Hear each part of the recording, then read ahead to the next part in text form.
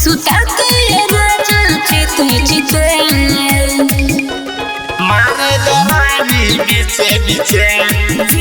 Recording studio Motihari. सुता के राजा चिते चिते मारे दवानी बीचे बीचे अभी उम्र बकचे आइल बानी नचे नाही सटो तू भीर तनी हटो पाछे पाछे ए बाबू अभी उम्र बकचे आइल बानी नचे नाही सटो तू भीर तनी हटो पाछे पाछे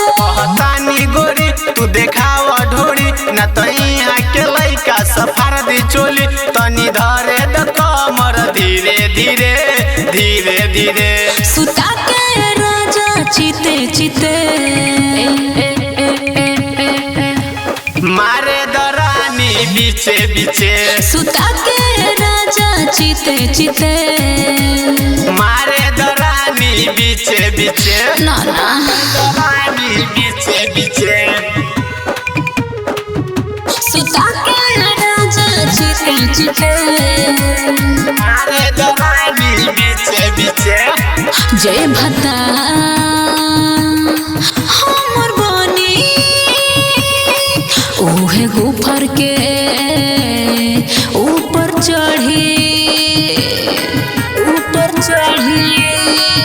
एके झटका में लगबू तू पानी फेंके है बिहार वाला मर्द के देख देखे सुन सुन हसीना छूटे लागी पसीना सुन सुन हसीना छूटे लागी पसीना मोतिहारी वाला मारी जब नीचे नीचे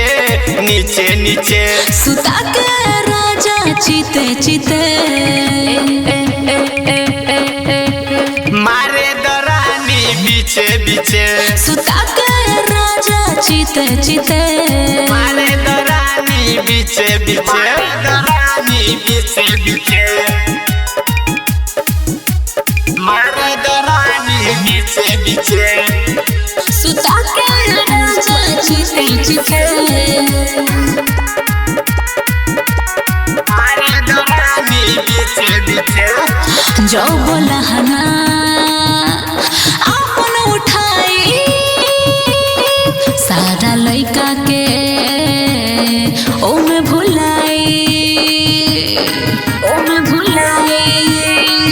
मुना अर्जू के परल बड़ू पालानु हो तोरा जवानी के तूर दिए तालानु हो कहता रे विशेष भोजपुरिया सुरेश कहता रे विशेष भोजपुरिया सुरेश तोहर फिगर देखी भइल गिरे गिरे गिरे गिरे सुता के राजा चिते चिते मारे दरानी बीचे बीचे सुता के राजा चिते चिते मारे दरानी बीचे बीचे